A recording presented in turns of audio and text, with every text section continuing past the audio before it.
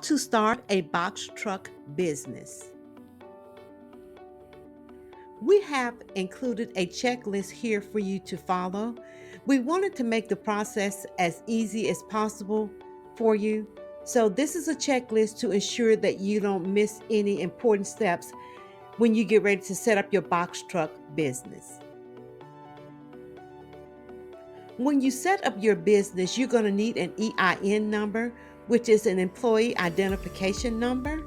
Now, an employee identification number, EIN, is also known as a federal tax identification number, and it is used to identify a business entity. You can go to the Internal Revenue Service website to apply for your EIN number. This is a free service offered by the Internal Revenue Service. Just visit their website, www.irs.gov,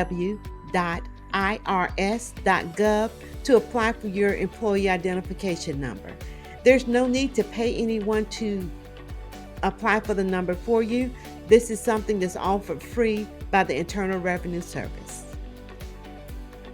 Now let's talk about the FMCSA, the Federal Motor Carrier Safety Administration. It is an agency within the United States Department of Transportation that regulates the trucking industry. Now, this is also the administration that will issue your MC and DOT number. Now, the MC number will allow you to perform interstate travel, meaning you're going from state to state. The DOT number is required for both interstate and intrastate travel. Now, you can apply for your MC and DOT number by visiting the FMCSA website, www.fmcsa.dot.gov. Okay, now let's talk about the BOC3. A BOC3 filing, also known as the Designation of Agents for Service Process, basically a process agent. Now, any new transportation company must file a BOC3 before they can start operating within the United States. You're also going to be required to have insurance. The FMCSA requires every motor carrier to have insurance in place before starting operations. We suggest that you shop around for rates and coverage that fits your needs.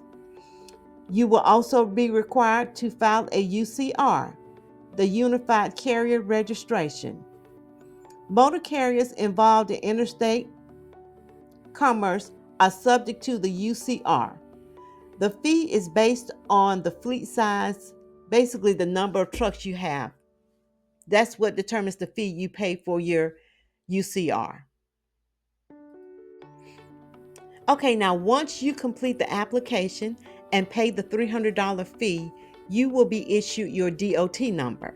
Your MC number will be assigned shortly thereafter. There is a 21-day protesting period. It generally takes about 20 to 25 days for the FMCSA to process the application and activate your MC number.